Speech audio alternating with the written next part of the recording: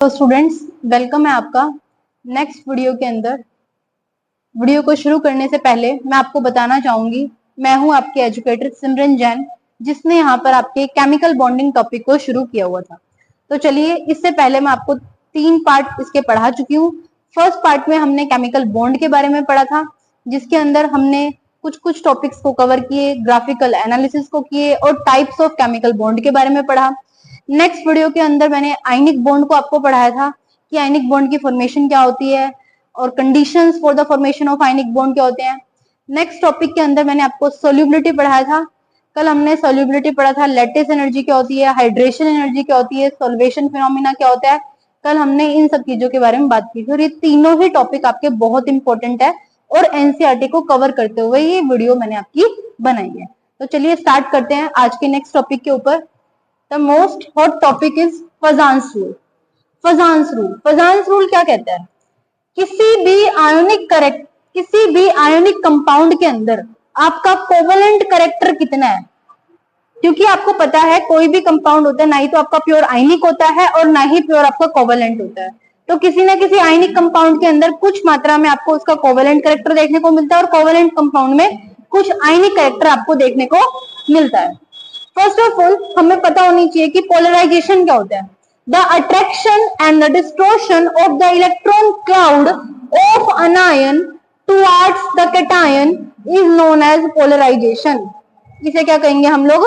Polarisation बोलेंगे। यहाँ पर क्या है? मेरा एनायन है और ये क्या है? कैटायन है। Anions means negative charge, cations means positive charge. जो अट्रैक्शन है, जो कैटायन का छोटा सा साइज एनायन को अपनी तरफ क्या कर रहा है? अट्रैक्ट कर रहा है।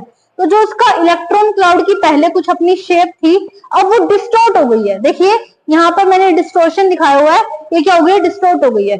तो कैटायन के लिए हम लोग टर्म यूज करते हैं पोलराइजिंग पावर और एनायन के लिए हम लोग टर्म यूज करते हैं पोलराइजेबिलिटी। कैटायन की पावर है एनायन को, कैटायन की पावर है एनायन को डिस्टॉर्ट करने की, यही हमारी क्या कहलाती है? Polarising power. कैटायन के पास क्या है? डिस्टॉर्ट करने की क्या है? पावर है। और एनायन की क्या है? अक्षमता है क्या? पोलराइज होने की। Anion has the ability to distort itself towards the cation. Hopefully आपको मीनिंग क्लियर होंगे। पोलराइजिंग पावर क्या होता है और पोलराइजेबिलिटी क्या होता है। तो ये टर्म आपके लिए दोनों बहुत इंपॉर्टेंट है। आइए नेक्स्ट पे चलते हैं। अब फजांस का रूल क्या कहता है, कैसे एप्लीकेबल है फजांस का रूल, ये आपको पता होना चाहिए। आपका कैटायन कैसा होना चाहिए? स्मॉल। एनायन का साइज कैसा होना चाहिए? बिगर। कैटायन का साइज कैसा?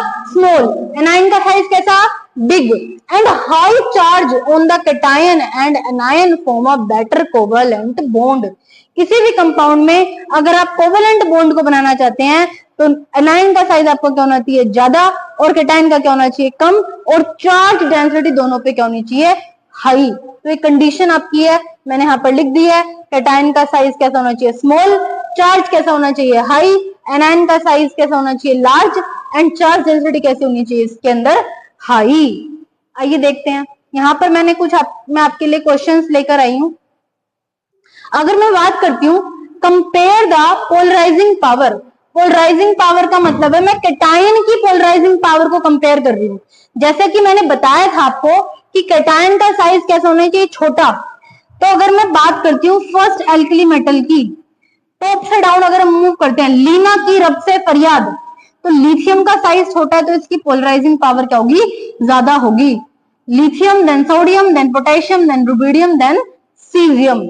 अगर बात करते हैं सेकंड एल्केलाइन अर्थ मेटल्स की, बेटा मांगे कार स्कूटर वाली जो आपने सीरीज बनाई थी, तो उसमें बेरिलियम का साइज छोटा है, देन मैग्नीशियम का, देन कैल्शियम का एंड देन स्ट्रोंशियम का। अगर हमारे पास ऐसे पीरियड के एलिमेंट आ जाएं तो यहां पर आप देख सकते हैं कि हमारा जो चार्ज है वो बढ़ रहा है। लिथियम के ऊपर प्लस चार्ज, बेरिलियम के ऊपर +2 चार्ज एंड एल्यूमिनियम के ऊपर +3 चार्ज। तो यहाँ पर क्या होगा? इसके चार्ज के ज्यादा होने की वजह से इसकी पोलराइजिंग पावर क्या होगी? ज्यादा होगी। अगर मैं पोलराइजेबिलिटी को कंपेयर करवा रही हूँ, किसको कंपेयर करवा रही हूँ? पोलराइजेबिलिटी को। तो यहाँ पर देख सकते हैं F नेगेटिव से लेकर, इसका मतलब है fluorine, fluorine, fluorine, chlorine, bromine, iodine, ये हमारे एनाइन दे रखे हैं। अब आप देख सकते हैं एनाइन का साइज क्या हो रहा है, बढ़ता जा रहा है, तो इसका मतलब इसकी पोलराइजेबिलिटी क्या होगी, ज्यादा होगी। अगर मैं बात करती हूँ ऑक्सीजन फैमिली की, ओल्ड स्टाइल से टेपो, अगर हम इसकी बात करते हैं तो यहां पर हमारा क्या हो रहा है, साइज बढ़ने की वजह से, एनाइन का साइज बढ़ने की वजह से हमारी क्या हो रही है, पोलराइजेबिलिटी इंक्रीज कर रही है। अगर मैं बात करती हूँ nitrogen, oxygen and fluorine, period में मैंने एलिमेंट लिया है नाइट्रोजन, फ्लोरीन, तो किसके ऊपर नेगेटिव चार्ज ज्यादा है, नाइट्रोजन के ऊपर, देन ऑक्सीजन के ऊपर, देन फ्लोरीन के ऊपर। यहाँ पर आपका क्या डोमिनेट कर रहा है, चार्ज डोमिनेट कर रहा है। ठीक है, तो ये हमारा क्या था, मैंने आपको दो टर्म पढ़ा दिया, फजान्स रूल क्या होता है, पोलराइजेशन टर्म क्या होती है, पोलराइजेबिलिटी क्या होती है, पोलराइजिंग पावर क्या होती है। आइए नेक्स्ट स्लाइड की ओर मूव करते हैं। अब मैं बात करती हूँ कि कोवेलेंट कैरेक्टर को हम लोगों को कैसे फाइंड आउट करना है। कोवेलेंट कैरेक्टर देखिए, मैंने ये क्या निकाल रखा है, compare the covalent character beryllium chloride, magnesium chloride में अगर हम लोगों को कोवेलेंट कैरेक्टर बताना है, देखते हैं एक बार आप लोग वीडियो पॉज करके, यहाँ पर आप लोग बता पाएंगे कोवेलेंट कैरेक्टर क्या होता है। कोवेलेंट कैरेक्टर की अगर हम बात करें, यहाँ पर देखना बेरिलियम का साइज क्या है, सबसे ज्यादा छोटा है, बेरिलियम का साइज छोटा है, यानी कैटायन का साइज क्या है, छोटा है, then magnesium, then calcium, then strontium and then barium. इसका साइज छोटा होने की वजह से यहाँ पर कोवेलेंट कैरेक्टर क्या होगा, आपका ज्यादा होगा, क्योंकि मैंने अभी भी आपको बताया था, फजान्स रूल आपका क्या बताता है, आयनिक बॉन्ड में कोवेलेंट कैरेक्टर को बताता है। तो कैटायन का साइज क्या होना चाहिए, छोटा, क्योंकि एनाइन तो यहाँ पर सब में कॉमन है। अगर हम बात करते हैं सोडियम, मैग्नीशियम, एल्यूमिनियम, तो यहाँ पर एल्यूमिनियम के ऊपर +3 चार्ज है, मैग्नीशियम के ऊपर +2 चार्ज है, और इसके ऊपर हमारा +1 चार्ज है। तो एल्यूमिनियम के ऊपर +3 चार्ज होने की वजह से इसके अंदर इसका कोवेलेंट कैरेक्टर क्या होता है, ज्यादा होता है। अगर हम लोग बात करते हैं lithium chloride, lithium chloride, lithium bromide, lithium iodide, आप देख रहे हैं कि इस बार कैटायन तो आपका क्या है, कांस्टेंट है, बट एनायन का साइज बढ़ने की वजह से आपका कोवेलेंट का कैरेक्टर क्या कर रहा है, इंक्रीज कर रहा है। ये केस आपका बहुत इंपॉर्टेंट है, काफी बार आपके एग्जाम में पूछा भी जाता है। क्या क्वेश्चन है कि अगर हम बात करते हैं कॉपर क्लोराइड और एक बात करते हैं हम लोग सोडियम क्लोराइड, किसके अंदर कोवेलेंट कैरेक्टर ज्यादा होगा। जनरली बच्चे सोडियम के ऊपर टिक कर देते हैं क्योंकि सोडियम का साइज छोटा होता है, बट यहाँ पर ये कॉन्सेप्ट ना लगकर आपका किसका कॉन्सेप्ट लगता है, पोलराइजिंग पावर का कॉन्सेप्ट लगता है। देखना भाई, कुछ आपका अगर कई बार कंपाउंड आ जाता है स्यूडो इनर्ट गैस कॉन्फ़िगरेशन, जो आपका अगर कॉपर है, कॉपर का अगर आप इलेक्ट्रॉनिक कॉन्फ़िगरेशन निकालेंगे तो कितने इलेक्ट्रॉन होते हैं, 29 इलेक्ट्रॉन होते हैं। इसका मतलब आर्गन का तो इलेक्ट्रॉनिक कॉन्फ़िगरेशन पूरा आ गया, और D10 आ रहा है। तो स्यूडो इनर्ट गैस कॉन्फ़िगरेशन होने की वजह से कॉपर के अंदर जो इसका कोवेलेंट कैरेक्टर होता है वो क्या होता है, ज्यादा होता है, किसके कंपैरिजन में, सोडियम के कंपैरिजन में, क्योंकि सोडियम के अंदर तो क्या आता है, सिर्फ इनर्ट गैस कॉन्फ़िगरेशन आता है। इस टॉपिक को आप फिर से पढ़ेंगे जब आप पी ब्लॉक को पढ़ेंगे। पी ब्लॉक के अंदर एक आपकी सीरीज आती है बोरोन फैमिली वाली, वहां पर आप लोग इनर्ट पेयर इफेक्ट के बारे में पढ़ते हैं पी ब्लॉक के अंदर। पी ब्लॉक के अंदर जब आप इनर्ट पेयर इफेक्ट के अंदर पढ़ेंगे तो आपको पता चलेगा सबसे ज्यादा किसका होता है, pseudo inert gas configuration, then होता है आपका नॉन इनर्ट गैस कॉन्फ़िगरेशन, और देन आपको देखने को मिलता है इनर्ट गैस। तो हम लोग इसको कहां पर पढ़ेंगे, पी ब्लॉक के अंदर हम लोग इसको पढ़ेंगे। अभी के लिए आपको इतना याद होना चाहिए कि स्यूडो इनर्ट गैस कॉन्फ़िगरेशन का कोवेलेंट कैरेक्टर हमेशा क्या होता है, ज्यादा होता है। आइए बात करते हैं इसकी एप्लीकेशन की। अगर मैं इनकी एप्लीकेशन की बात करती हूँ, एप्लीकेशन फजान्स रूल कहां कहां पर एप्लीकेबल होता है। जो आपका सिल्वर सल्फाइड होता है वो लेस सोल्यूबल होता है किसके कंपैरिजन में, सिल्वर ऑक्साइड के कंपैरिजन में। ऐसा क्यों, क्योंकि आपको पता है सल्फर भी एक एनायन है और ऑक्सीजन भी एनायन है। सल्फर का साइज बड़ा होने की वजह से उसके अंदर कोवेलेंट कैरेक्टर क्या होगा, ज्यादा होगा। और आप लाइक डिसॉल्व लाइक का कॉन्सेप्ट समझ के आए हैं कि भाई जैसा नेचर होता है, कोवेलेंट कंपाउंड जनरली इनसोल्यूबल होते हैं वाटर के अंदर, क्योंकि कोवेलेंट कंपाउंड्स के अंदर नॉन पोलर कैरेक्टर ज्यादा होता है और वाटर के अंदर पोलर ज्यादा होता है। होपफुली आप इसको समझ रहे हैं। इसी वजह से Ag2S का हमारा क्या होता है, कोवेलेंट कैरेक्टर क्या होता है, ज्यादा होता है। और तो यहाँ पर मैंने आपको बता दिया कि सिल्वर सल्फाइड जो होता है वो लेस सोल्यूबल होता है, बिकॉज उसके अंदर मोर कोवेलेंट कैरेक्टर होता है। यहाँ पर इसका कोवेलेंट कैरेक्टर क्या होता है, ज्यादा होता है। अब बात करते हैं फेरिक हाइड्रोक्साइड की और फेरस हाइड्रोक्साइड की। Ferric hydroxide is less soluble than ferrous hydroxide, because जो ये फेरिक हाइड्रोक्साइड होता है, यहाँ पर आयरन के ऊपर +3 चार्ज आता है और फेरस वाले के अंदर +2 चार्ज आता है।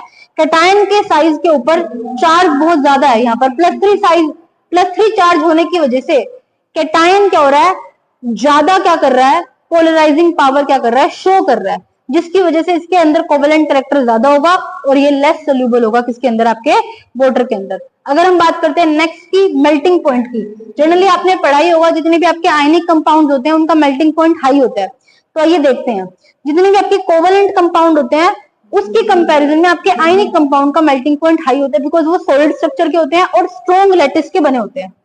तो मेल्टिंग पॉइंट आपका डायरेक्टली प्रोपोर्शनल है किसके, आयनिक कंपाउंड के और आयनिक कैरेक्टर के, और सीसी का मतलब है कोवेलेंट कैरेक्टर और आईसी का मतलब है आयनिक कैरेक्टर। जितना ज्यादा किसी कंपाउंड के अंदर आयनिक कैरेक्टर होगा वो कंपाउंड उतना ही उसका ज्यादा ही मेल्टिंग पॉइंट होगा। इसको आप फजान सूल से निकाल सकते हैं। पहले किसी के लिए भी आप क्या निकाले, देखिए मैंने यहाँ पे एग्जांपल भी दिया हुआ है, BeCl2 बेटा मांगे कार स्कूटर बापराजी, यहाँ पर है, सब में क्या है, यहाँ पर क्लोरीन आयन कॉमन है, इसके ऊपर भी क्या चार्ज है +2, इसके ऊपर भी क्या चार्ज है +2, इसके ऊपर भी +2, इसके ऊपर भी +2, इसके ऊपर भी +2। आप देख सकते हैं। तो आपको बताना है किसका मेल्टिंग पॉइंट ज्यादा होगा। अगर हम ऊपर से नीचे जा रहे हैं तो मेरा कोवेलेंट कैरेक्टर क्या हो रहा है, कम हो रहा है, बिकॉज आपको पता है कैटायन का साइज कैसा होना चाहिए, छोटा होना चाहिए। अगर कम हो रहा है तो इसका मतलब आयनिक कैरेक्टर बढ़ रहा है, अगर आयनिक कैरेक्टर बढ़ रहा है तो इसका मतलब इसका मेल्टिंग पॉइंट क्या है, ज्यादा है। मेल्टिंग पॉइंट क्या है, ज्यादा है। आइए नेक्स्ट चलते हैं। फोर्थ एप्लीकेशन है इसकी थर्मल स्टेबिलिटी। क्या है, थर्मल स्टेबिलिटी। थर्मल स्टेबिलिटी का मतलब होता है कोई भी कंपाउंड किसी टेम्परेचर पर डिकम्पोज ना हो। मान लो हमने बहुत ज्यादा टेम्परेचर को बढ़ा दिया, उसके बाद भी वो कंपाउंड आपका डिकम्पोज नहीं हो रहा है, इसका मतलब वो थर्मली स्टेबल है। तो ऐसे कंपाउंड्स में हम लोग देखते हैं थर्मल स्टेबिलिटी। कोवेलेंट कंपाउंड जो है आपके वो क्या है, यहाँ पर देखना, यहाँ पर अगर मैं बात करती हूँ जो थर्मल स्टेबिलिटी है, यहाँ पर जो मैं बात कर रही हूँ थर्मल स्टेबिलिटी, देखना थर्मल स्टेबिलिटी का मतलब क्या होता है। थर्मल स्टेबिलिटी डायरेक्टली प्रोपोर्शनल आपके आयनिक कैरेक्टर के और इनवर्सली प्रोपोर्शनल आपकी कोवेलेंट कैरेक्टर के। बिकॉज आपको पता है कोई भी आयनिक कंपाउंड होता है वो ज्यादा स्टेबल होता है, वो इजिली डिकम्पोज नहीं हो पाता। तो हम बात करते हैं lithium carbonate, sodium carbonate, potassium carbonate, rubidium carbonate and caesium carbonate. अगर आप ऊपर से नीचे की तरफ जा रहे हैं तो आपको बताना है कि थर्मल स्टेबिलिटी किसमें ज्यादा है, थर्मल स्टेबिलिटी किसमें ज्यादा है। तो आप इसको कोवेलेंट कैरेक्टर से निकाल सकते हैं। पहले तो आप कोवेलेंट कैरेक्टर निकाल लीजिए। यहाँ पर देख सकते हैं कि आपका लिथियम का जो साइज है वो क्या है, बहुत ज्यादा छोटा है। यहाँ पर लिथियम का जो साइज है वो क्या है, बहुत ज्यादा छोटा साइज है किसका, लिथियम का। अगर लिथियम का साइज बहुत ज्यादा छोटा है तो इसका मतलब इसके अंदर कोवेलेंट कैरेक्टर क्या होगा आपका, ज्यादा। इसके अंदर आपका कोवेलेंट कैरेक्टर क्या होगा, ज्यादा। अगर आपका कोवेलेंट कैरेक्टर ज्यादा है तो ये आयनिक कैरेक्टर क्या होगा इसका, कम। तो इसकी जो, अगर इसका आयनिक कैरेक्टर कम है तो इसका मतलब हमारा जो ऑर्डर लगेगा वो इस तरीके से लगेगा। यहाँ पर क्या होगा, आप देख सकते हैं लिथियम का साइज छोटा होने की वजह से इसमें कोवेलेंट कैरेक्टर ज्यादा होगा, आयनिक कैरेक्टर कम होगा। तो टॉप से डाउन जाते वक्त हमारा जो आयनिक कैरेक्टर है वो इंक्रीज करता है। इट मींस दैट हमारी थर्मल स्टेबिलिटी भी क्या करती है, इंक्रीज करती है। बट आपको एक बात पता होनी चाहिए, जनरली आपके जो एल्कली मेटल्स के कार्बोनेट्स हैं वो लगभग सारे के सारे स्टेबल होते हैं except lithium carbonate. lithium carbonate, all the carbonates of alkali metals are thermally stable except lithium carbonate। lithium carbonate थोड़े से टेम्परेचर पे कर देता है, अपने आप को डिकम्पोज कर देता है, lithium oxide plus CO2 gas को कर देता है, रिलीज कर देता है। आइए कुछ एक्सेप्शंस पढ़ते हैं हम लोग सोल्यूबिलिटी से रिगार्डिंग। देखना भाई, अगर मैं बात करती हूँ एक्सेप्शंस का मतलब है जो सोल्यूबिलिटी के ट्रेंड को फॉलो कर रहे थे अब वो फॉलो नहीं करेंगे। कॉन्सेप्ट, आपको ये बात याद रखना है कि ये जो कॉन्सेप्ट है दो ही चीजों के ऊपर बेस्ड है, चाहे तो फजान रूल जिसको हम आम भाषा में पढ़ते हैं, अगर हम लोग मेथड थोड़ा सा टर्मिनोलॉजी की बात करें, केमिस्ट्री के टर्म में बात करें, तो हर केस के अंदर आपकी हाइड्रेशन एनर्जी डोमिनेट करेगी किसके ऊपर, लैटिस एनर्जी के ऊपर। जैसे कि मैंने एग्जांपल लिया बेरिलियम के हैलाइड्स, ठीक है, बेरिलियम के, beryllium fluoride, beryllium chloride, beryllium bromide, beryllium iodide. तो आपको बताना है सोल्यूबिलिटी का। अगर आप देखेंगे जैसे कि मैंने आपको प्रीवियस क्लास में बताया था सोल्यूबिलिटी के बारे में, ये बताया था कि कैटायन का साइज यहाँ पर छोटा है, एनाइन का साइज क्या है, बड़ा है, तो इनके बीच में बॉन्ड कैसा बनेगा, बड़ा वीक बॉन्ड बनेगा। वीक बॉन्ड बड़ा इजिली ब्रेक हो जाता है, तो कंपाउंड क्या होगा, पानी में इजिली घुल जाता है।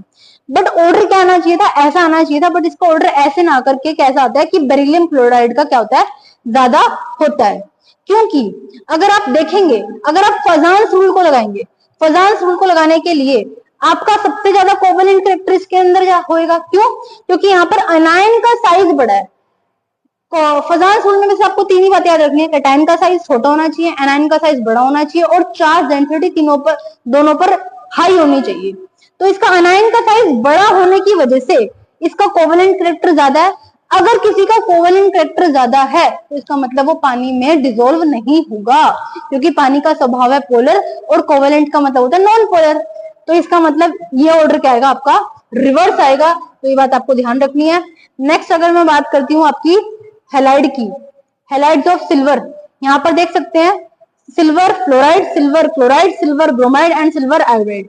सेम रूल लगेगा यहाँ पर इसकी सोल्युबिलिटी ज्यादा होनी चाहिए थी, बट इसका कोवेलेंट कैरेक्टर ज्यादा होता है, इसलिए सिल्वर फ्लोराइड की सोल्युबिलिटी क्या होती है, ज्यादा होती है। नेक्स्ट बात करते हैं अपने कार्बोनेट्स की, carbonates of alkali metal, carbonates of alkali metal. अभी अभी मैंने आपको यहाँ पर ऑर्डर लिखवाया था, जितने भी आपके सीजियम कार्बोनेट होता है, सीजियम कार्बोनेट के अंदर अगर आप देख सकते हैं, ये जो आपका सीजियम कार्बोनेट है,